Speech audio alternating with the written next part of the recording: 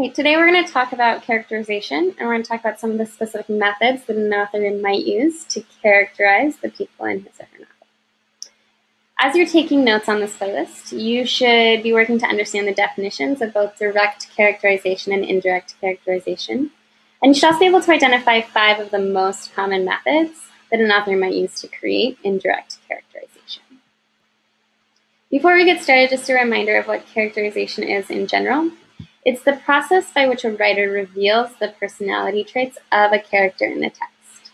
And this is broken down into 2 main types of characterization, direct or indirect. Direct characterization is a really straightforward, basic form of characterization.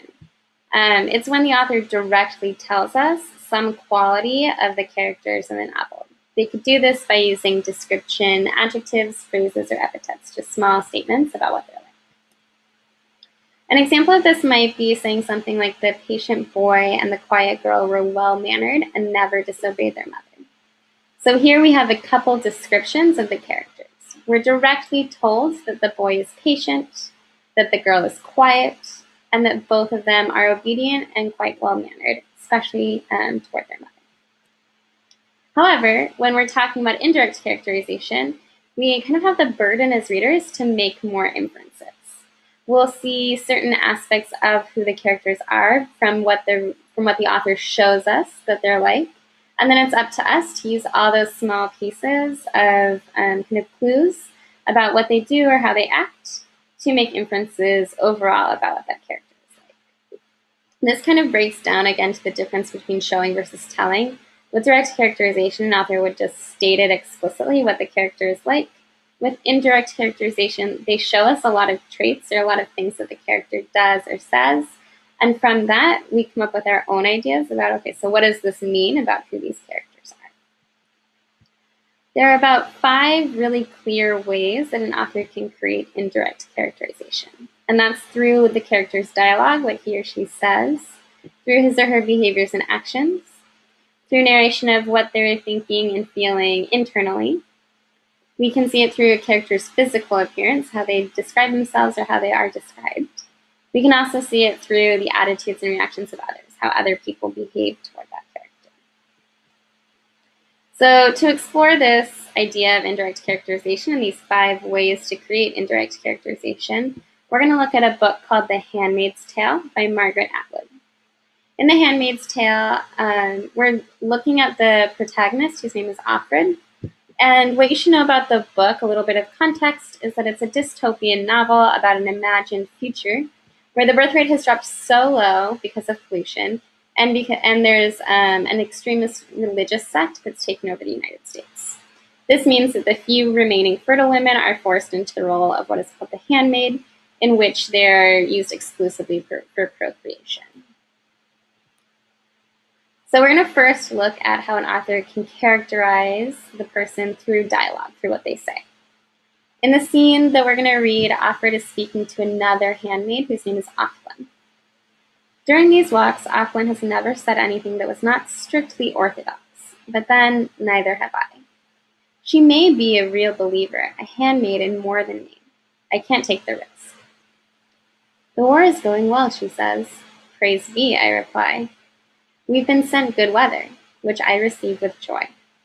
They've defeated more of the rebels since yesterday. Praise be, I say. I don't ask her how she knows. What were they? Baptists. They had a stronghold in the Blue Hills. They smoked them out. Praise be. So in this conversation between Offred and Offlin, we see Offred's very short, orthodox responses to what Offlin says. This reveals that she's pretty guarded and mistrustful of Offlin because she's not telling her anything real. She's not asking the questions that she has. She's just saying, praise be. She's putting on this very positive front of like, this is what she's supposed to do or what she's supposed to say. And that's all the information or that's the extent to which she's engaging with this other handmaid. And from that, we can infer that she's probably worried that Offlin is a spy.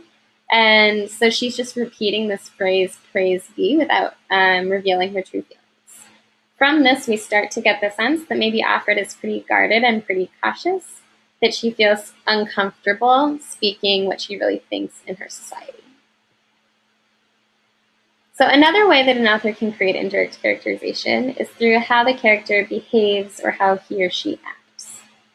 So in the example that we're going to read from The Handmaid's Tale, Offred is describing her initial reaction when she was given the room in which she currently lives.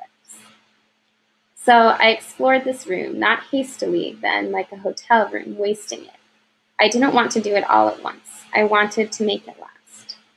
I divided the room into sections in my head. I allowed myself one section a day. This section I would examine with the greatest minuteness, the unevenness of the plaster under the wallpaper, the scratches in the paint of the baseboard and the windowsill, under the top coat of paint, the stains on the mattresses. For I went so far as to lift the blankets and sheets from the bed, fold them back a little at a time, so they could be replaced quickly if anyone came. So in this example, we see that Offred is making this decision to thoroughly examine her room. She is kind of reveling in the minuteness in every single detail that she can, and she's doing that action probably because she doesn't have a lot that's hers. There's not a lot that she gets to know with that much intimacy. This kind of attention to detail, the way that she is systematically going through every corner and nook and cranny of her room, really indicates that there's something a little bit desperate about her. She's kind of clinging to this idea that she could have something and wants to do as much as she can with it. This also helps us infer that the reason she's probably desperate is because she's lost a lot. A lot has been taken away from her. So we know that she's wanting something desperate, and then we're going one step further and saying, well, why? Why is she doing that? It's probably because she's lost things in the past, that she used to have more that she could own, that she could say was hers, that she could claim, and now she doesn't, and she really wants that. So the other thing that we can look at is how a character kind of narrates his or her internal thoughts and feelings. The author would use this to tell us not just what they're thinking, but what that thinking or what those feelings say about who the character is overall. So in the example that we're going to read, Offred's walking into a kitchen, and she's just thinking about what it reminds her of. I walk around to the back door, open it, go in, set my basket down on the kitchen table. The table has been scrubbed off, cleared of flour. Today's bread, freshly baked, is cooling on its rack. The kitchen smells of yeast, a nostalgic smell. It reminds me of other kitchens, kitchens that were mine. It reminds me of mothers, although my own mother did not make bread. It smells of me in former times when I was a mother. This is a treacherous smell, and I know I must shut it out. So as we read this, we are given this kind of insight into some of the memories that Offred has.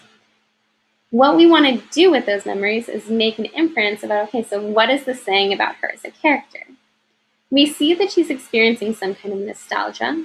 She's remembering something, and she's feeling good about it. She's enjoying this kind of reminiscing moment, or she's missing what she used to have of this idea of motherhood when she was a mother. We also see that internally she's thinking that it's a treacherous smell. The smell of baked bread is something that, because it's causing that nostalgia for her, is really dangerous. And from that nostalgia, from that sentiment, or that reminiscing, we know that she's afraid to think anything that's not given to her, that she feels anxious, she feels uncomfortable thinking about what she used to have, really anything that would cause her to question her current life or her current situation. So we know that because she's thinking of the smell of yeast, and because of the way in which she's thinking about it as treacherous, we can understand what she's like now and how she's feeling in her current community. The next way that we can understand different characters in novels is through their physical description.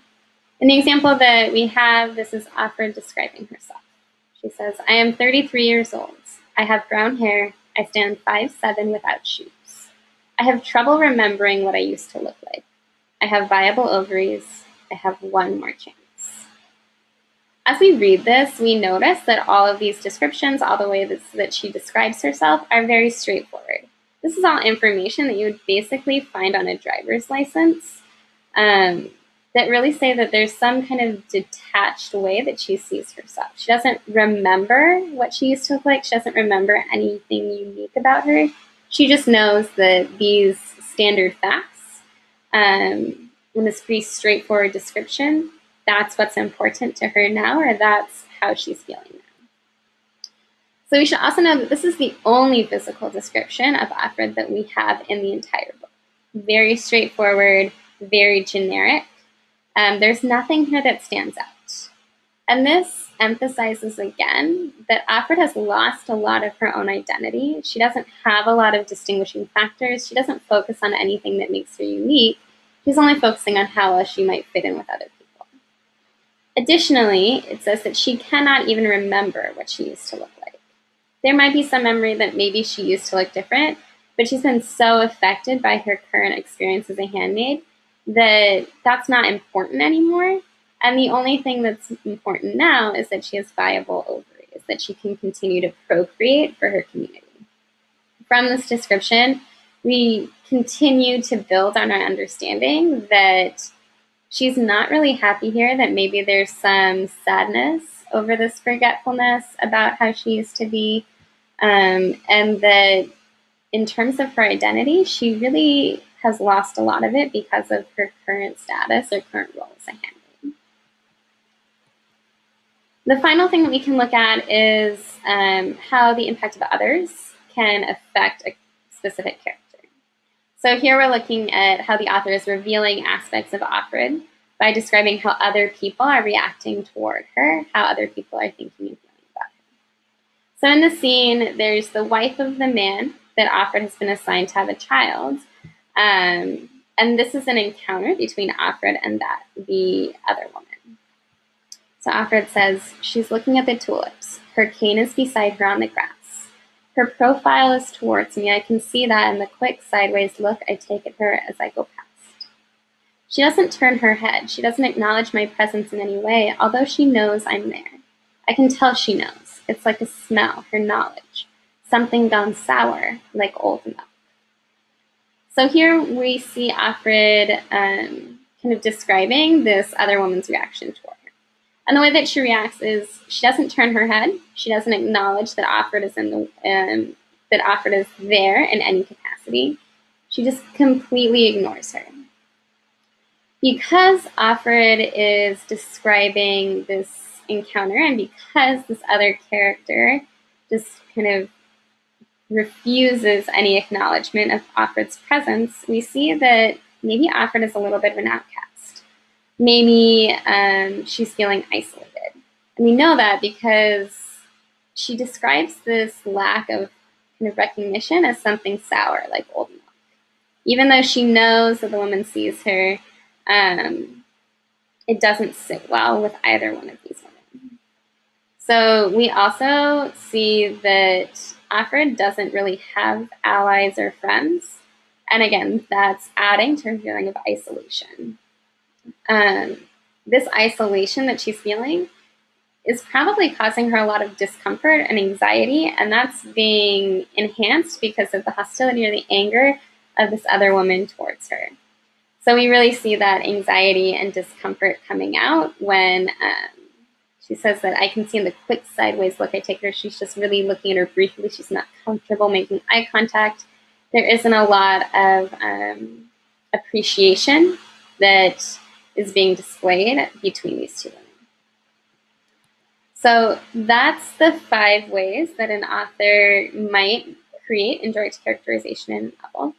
Don't forget to look for them as you read.